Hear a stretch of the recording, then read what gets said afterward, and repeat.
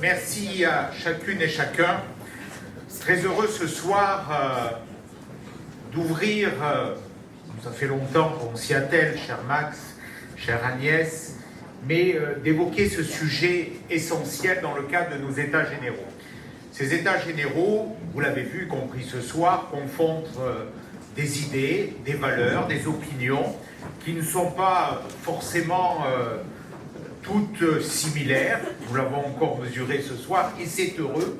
C'est le sens de ces États généraux qui ont pour ambition de porter un bouillonnement d'idées, de faire émerger des réponses à des problématiques, à des enjeux majeurs de notre société. Merci tout particulièrement à Geoffroy Didier d'être l'animateur talentueux et efficace qui a été l'organisateur de ces États généraux depuis leur genèse au cirque d'hiver, il y a maintenant plusieurs mois. Nous avons débattu des questions du travail, nous avons débattu de l'écologie, de l'intelligence artificielle, de la réindustrialisation, des finances publiques. Nous travaillons sur le logement, nous travaillons sur la santé pour faire des Républicains le grand parti des idées, des réponses. Je crois que plus que jamais, notre pays n'a pas besoin de slogans, mais il a besoin de réponses à des défis majeurs. Et s'il y a bien un défi essentiel qui concerne l'avenir, qui emporte une part de cette espérance française que nous nourrissons, cela a été dit tout à l'heure. Monique Andos-Perber parlait de fabrique de l'espoir pour l'école. C'est une magnifique formule et elle résume finalement ce que nous devons porter. Merci à Alexandra Bortio-Fontin, sénatrice qui anime aussi avec Geoffroy ces États généraux. Alors oui, ce soir, nous avons placé l'école au centre de nos préoccupations, comme elle se trouve au cœur des préoccupations de nos compatriotes. En effet, quelle cause plus fondamentale, plus sacrée même, est fondamentale que celle de l'école. Notre école, c'est notre avenir, car c'est l'avenir de notre jeunesse, c'est donc l'avenir du pays. Malheureusement, aujourd'hui, et cela a été rappelé, l'état de notre école nous oblige à un constat sombre. La promesse républicaine est brisée. L'école n'autorise plus l'ascenseur social et ne permet plus de forger une communauté cohérente, structurée autour de valeurs communes. Elle devient au contraire le théâtre d'un abaissement collectif et de nos défaites communes. Quelque part, cette forme de désastre se traduit par les indicateurs de niveau qui ont tous viré au rouge le plus vif. Gabriel Attal lui-même, quand il fut brièvement ministre de l'Éducation, a été forcé de le reconnaître. Plus de la moitié des élèves de 4e, Max l'a rappelé, ne lisent pas convenablement. En fin de primaire, ce sont 40% des élèves qui n'ont pas le niveau pour poursuivre en 6e. Cette débâcle du niveau scolaire, dont tant d'autres statistiques pourraient hélas témoigner, se prolonge inéluctablement dans les résultats de la première année universitaire, durant laquelle un étudiant sur 2 échoue, ce qui constitue pour notre nation un immense gâchis.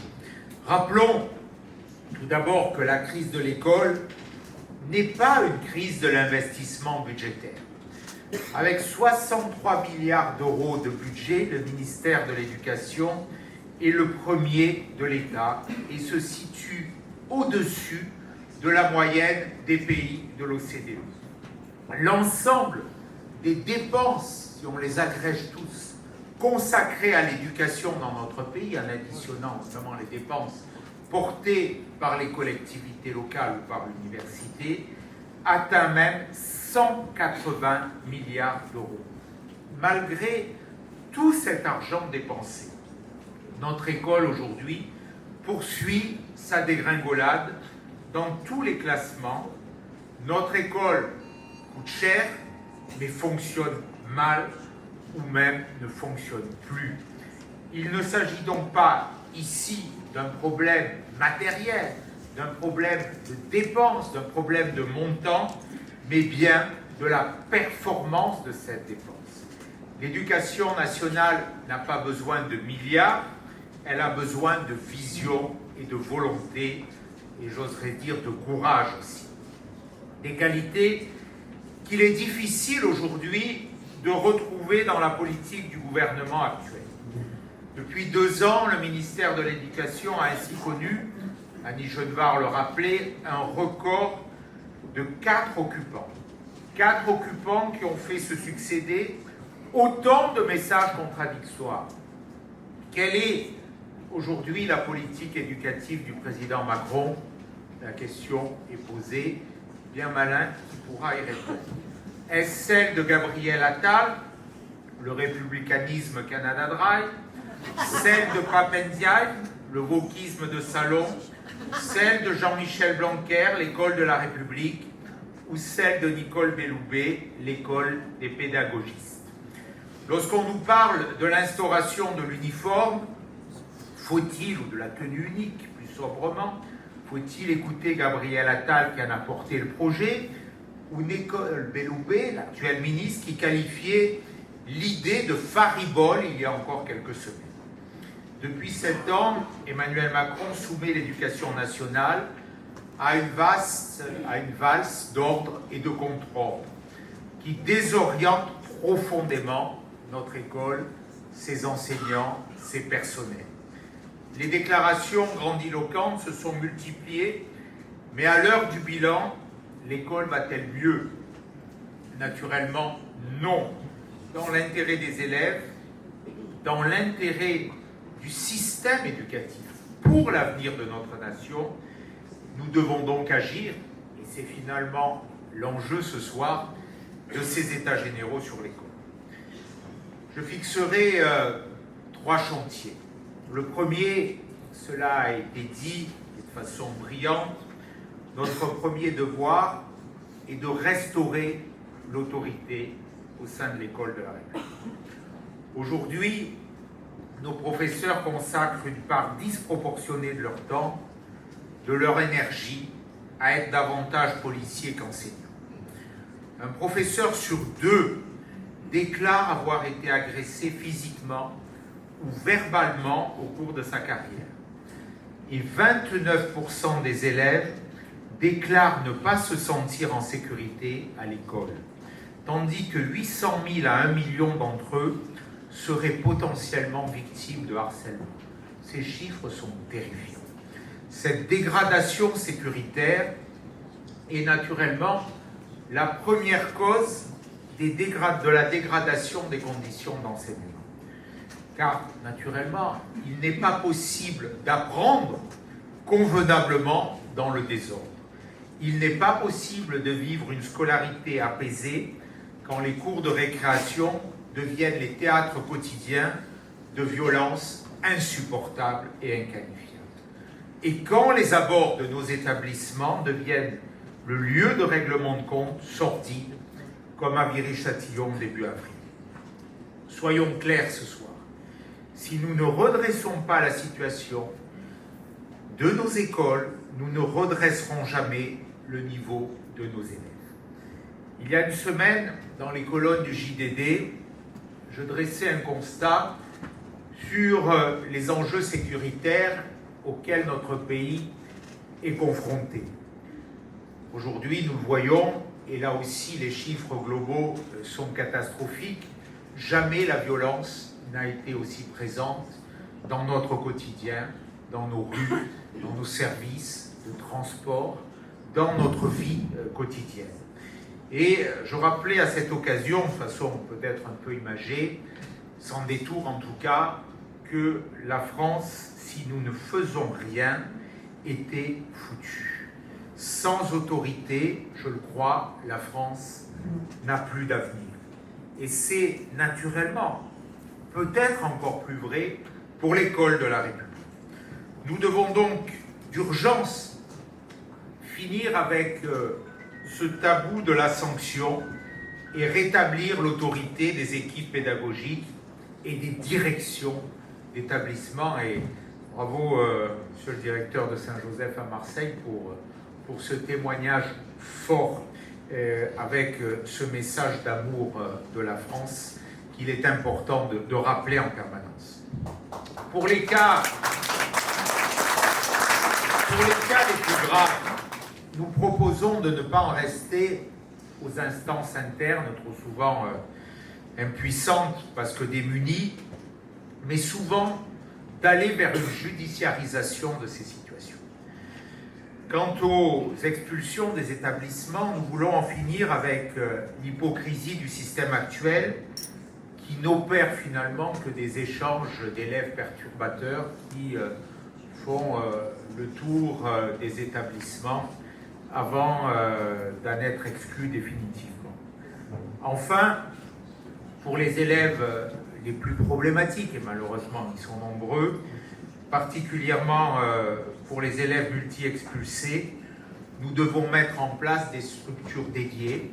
Cela avait été fait sous la présidence de Nicolas Sarkozy avec les internats de réinsertion scolaire, les établissements de réinsertion scolaire. J'avais ouvert le premier d'entre eux dans mon département, à Saint-Dalmas de Tende. Cette initiative a malheureusement été interrompue. On revient maintenant au débat sur la création des internats.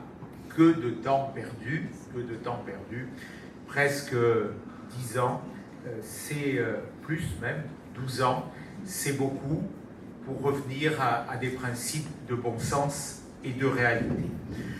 Nous devons également restaurer, cher Max, l'autorité de l'école face à l'irresponsabilité comme à l'ingérence de parents qui défient en permanence cette autorité.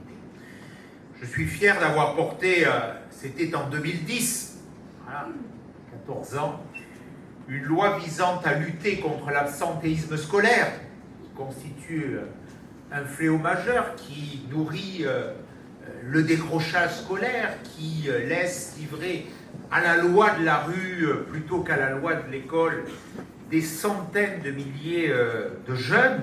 Eh bien, nous avions porté cette loi contre l'absentéisme scolaire qui associait un dispositif de recensement, de prévention, mais aussi, osons le mot, et je l'avais osé, et les parlementaires et le gouvernement m'avaient suivi, de sanctions contre les parents démissionnaires ou défaillants.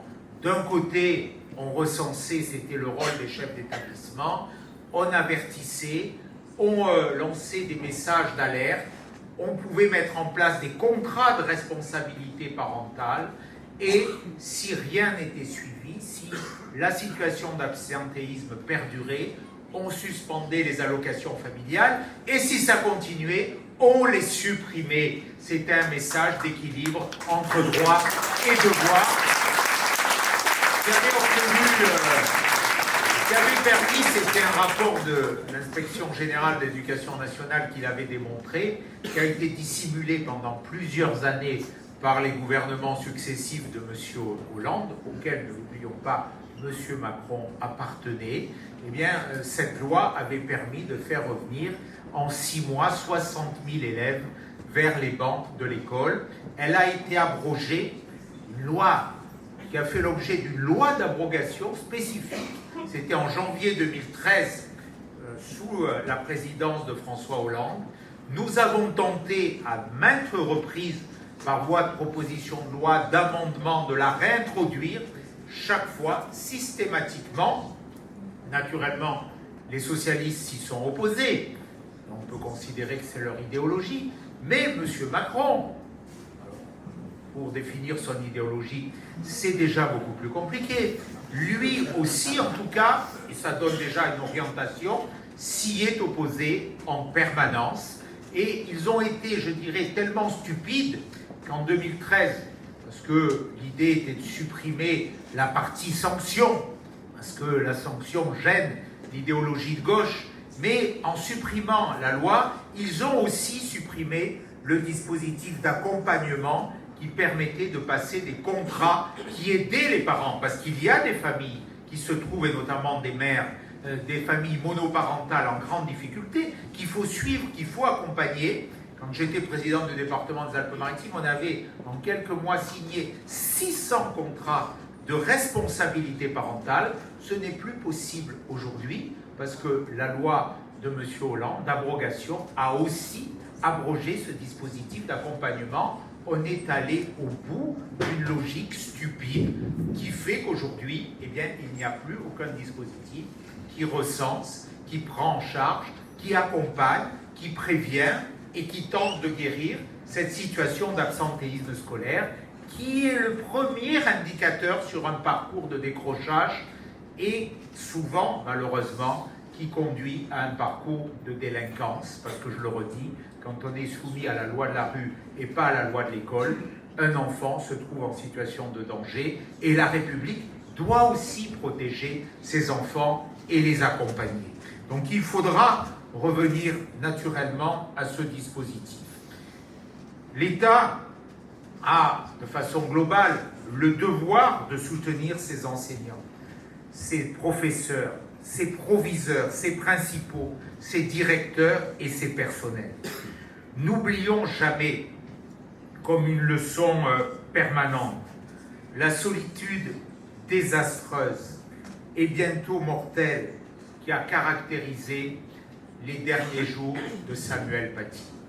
Sa sœur Michaëlle Paty a eu d'ailleurs des mots très très forts dans un magnifique discours à la Sorbonne pour dénoncer cette lâcheté collective, cet abandon collectif, ce manque de soutien, ce pas de vague mortifère en l'occurrence, qui a fait tellement de mal, qui a causé sans doute la disparition de Samuel Paty, mais qui est le ferment aussi de cette dégringolade collective que nous mesurons. Sur ces questions, l'école de la République ne doit plus trembler. Premier chantier, l'autorité. Second chantier à ouvrir est celui de l'attractivité de ce métier magnifique, extraordinaire, celui de professeur, celui de maître, celui d'enseignant. On a eu des témoignages magnifiques d'enseignants tout à l'heure, de Didier Lemaire notamment, qui a été remarquable. On a eu ce jeune professeur aussi. On sent, bien sûr François-Xavier Bellem, on sent cette passion, cet amour de la transmission des valeurs, des repères, des savoirs. On sent ce lien fondateur entre le maître et son élève. Et il y avait tout à l'heure aussi cette belle formule sur le maître qui a été rappelée. Il n'y a plus de maître, disait Hugo Médori tout à l'heure.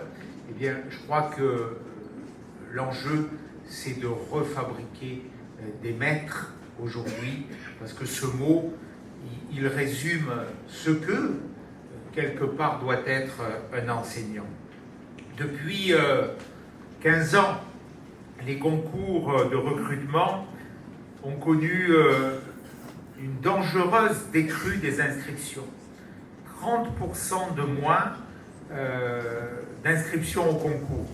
Et à chaque rentrée, ce sont désormais plusieurs milliers de postes qui sont vacants et qui se retrouvent non pourvus.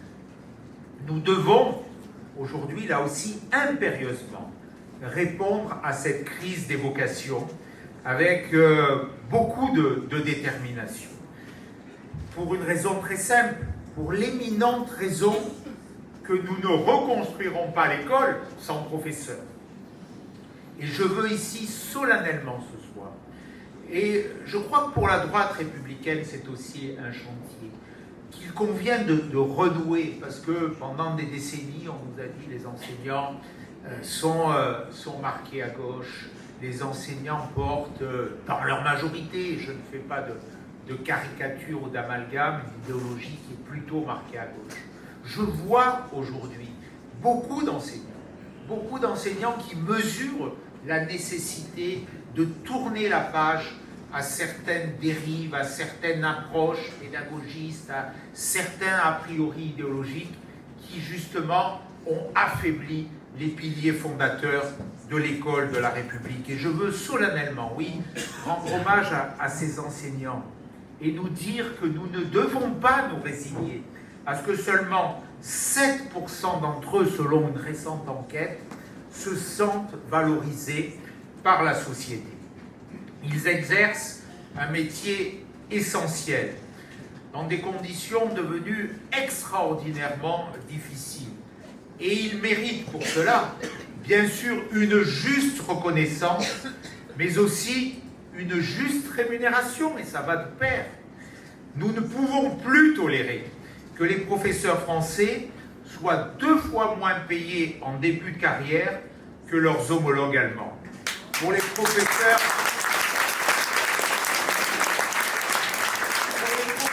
aussi, nous voulons être le parti du bulletin de paix. Nous le disions dans la Convention des États généraux sur le travail, parce que je pense que c'est un des problèmes majeurs de notre pays. Un engagement, un métier, une profession, une vocation aussi essentielle à l'avenir du pays doit être rémunéré à la hauteur de son importance afin d'attirer les plus compétents et les mieux formés. Nous voulons donc augmenter les salaires de nos professeurs en réduisant notamment le coût du personnel administrant.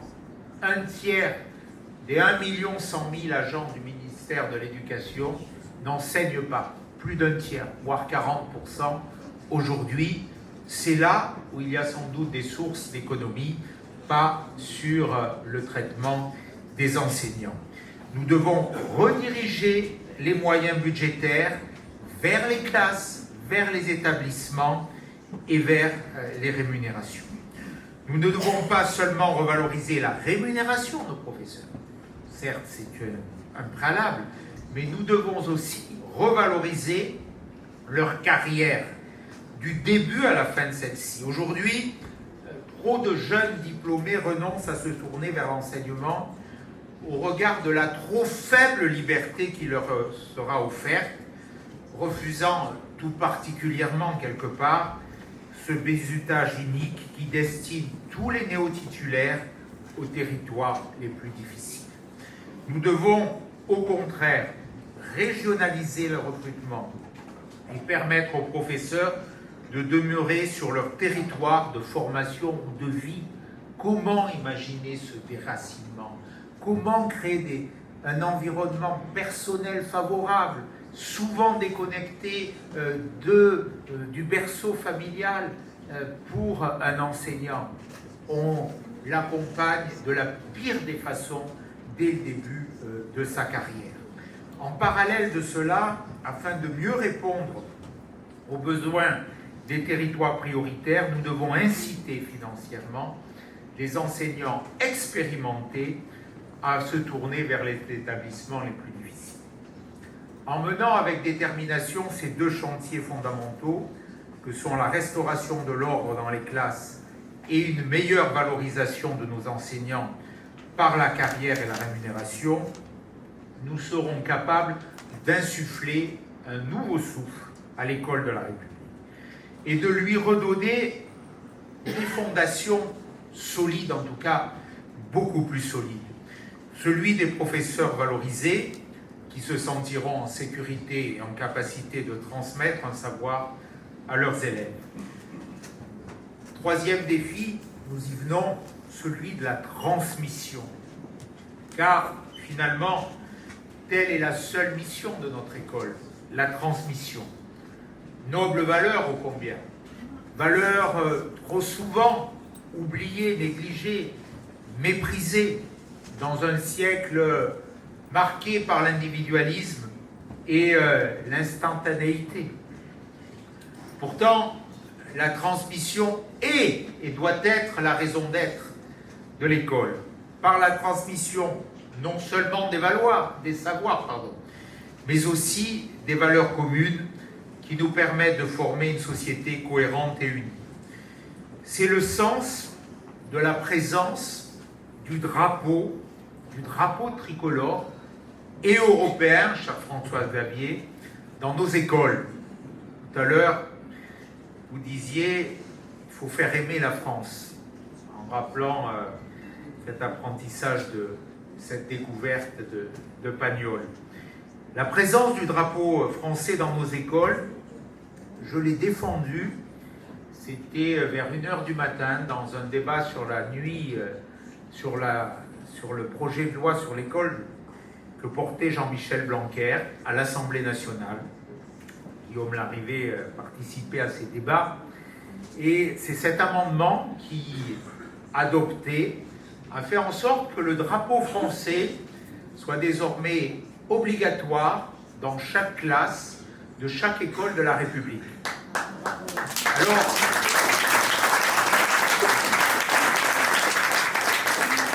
comme la déconstruction n'est jamais très loin, le drapeau s'est transformé en affichette. Mais en théorie, c'est la loi de la République et dans chaque classe, il doit y avoir cette affiche, le drapeau français, le drapeau européen, auquel on a rajouté les paroles de la Marseillaise. Pour les enseignants qui sont là, ils me diront si la loi de la République est respectée partout. Et généralement, quand je rentre dans une école, un collège ou un lycée, c'est ce que je regarde en premier. J'aurais aimé qu'il y ait des drapeaux. Certains établissements l'ont fait. Ça coûte un peu plus cher. Mais enfin, je crois que si ça a un coût, faire aimer la République, ses valeurs, la nation et donc ses symboles n'a pas de prix. Ce n'est pas forcément l'opinion de chacun, mais en tout cas, c'est la mienne. Pour l'accomplissement de cette mission, eh bien, l'école doit être le lieu où le talent individuel se développe aussi bien que l'identité partagée. Pour le cycle primaire, pour l'accomplissement de cette ambition, et pour cela, Max le rappelait, essentiel. Il est le cycle des savoirs fondamentaux, comme quelque part des valeurs fondamentales. Nous devons, pour cela, en garantir l'acquisition par l'instauration d'un contrôle final des acquis dès l'école primaire. Je crois beaucoup à ces phases de passage, de transition, de contrôle. On ne peut pas laisser des générations passer à des niveaux supposés supérieurs sans maîtriser ceux qu'ils ont connus dans une strate inférieure, le passage du primaire au secondaire. Voilà, il y a ces étapes. Je crois qu'on doit reposer le contrôle final des acquis après le primaire, le brevet, diplôme national du brevet, enfin peu importe le nom, le baccalauréat, symbole désuet qui ont perdu de leur valeur, qu'on a noté sur 6, sur 8, enfin en tout cas avec des notes où si on avait 6, on avait ou 8 en tout cas, on réévaluait les notes. Eh bien tout ça a aussi beaucoup abîmé l'école de la République. Comme il nous faut impérativement redonner toute son importance à ces diplômes, le brevet, restaurer l'esprit du baccalauréat, je le redis parce que c'est important, comme examen national doté d'épreuves finales communes. Nous réitérons aussi notre attachement à l'excellence qui doit être cesser d'être regardée avec l'effroi des idéologies égalitaristes qui organisent le nivellement en pensant construire l'égalité. L'excellence est une chance. Oui, l'excellence est une chance. Soutenons nos classes préparatoires, ne renonçons pas aux sections internationales ou européennes, valorisons les diplômes, les mentions, ça me paraît essentiel. Continuons de défendre cette méritocratie républicaine pour que tous les élèves, peu importe leurs origines sociales, puissent réussir grâce à leur seul effort et à leur seul talent. Enfin, laissons davantage d'autonomie aux établissements, en faisant davantage confiance au personnel, et tout spécifiquement, on en a vu des remarquables ce soir, aux chefs d'établissement dont nous voulons consolider l'autorité, comme nous voulons consolider celle des recteurs par un effort de déconcentration. La Cour des comptes rappelait ce chiffre préoccupant. 10% des décisions éducatives sont prises au niveau des établissements, 10% seulement, et 2% seulement en autonomie absolue. Ça veut dire que l'école est aussi victime de cette suradministration, de ce centralisme qui doivent impérativement cesser. Nous croyons dans les vertus de la liberté et dans les vertus d'une confiance renouvelée et redoublée dans les personnels de terrain. Nous croyons aussi très fermement en la liberté des familles à choisir l'école dans laquelle ils veulent scolariser leurs enfants. En saluant le secrétaire général de l'enseignement catholique, Philippe Delorme, qui est présent ce soir. Oui,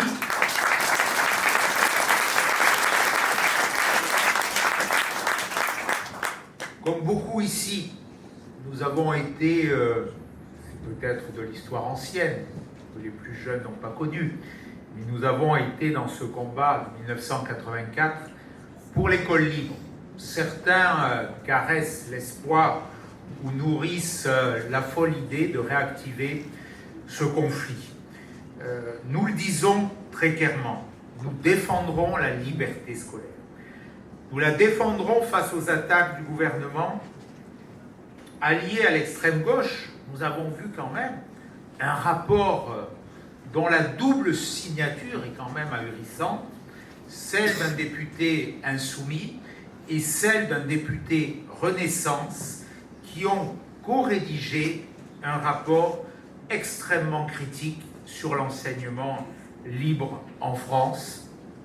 Rien que la forme est souvent inconnue, méconnue en tout cas, mais mérite d'être soulignée parce qu'elle traduit, et on voit souvent dans la forme combien le fond se dissimule certaines idéologies. Les libertés de l'école privée, pour nous, ne sont pas négociables. Et nous le disons très clairement, ce n'est pas en fragilisant, voire comme certains l'espéreraient, en cassant l'école privée que l'école publique se redressera. Au contraire, quand l'école privée est reconnue plus performante par 75% des Français, il n'est pas interdit de s'en inspirer. Je salue d'ailleurs la proposition de Max Brisson qui porte cette idée innovante d'établissements publics autonomes d'éducation.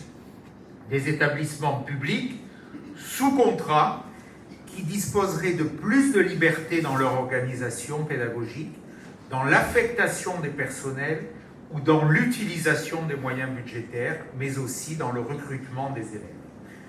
Pour l'école de France, pour l'école de nos enfants et petits-enfants, nous voulons porter l'espérance d'un redressement indispensable. Ce soir, mes amis, en vous remerciant de votre participation et surtout en remerciant très chaleureusement et avec beaucoup de reconnaissance nos intervenants qui ont porté, et je le redis souvent, quelquefois dans des sens différents, mais des propositions fortes, ce soir, je crois que collectivement, nous avons porté cette espérance du redressement de l'école de la République.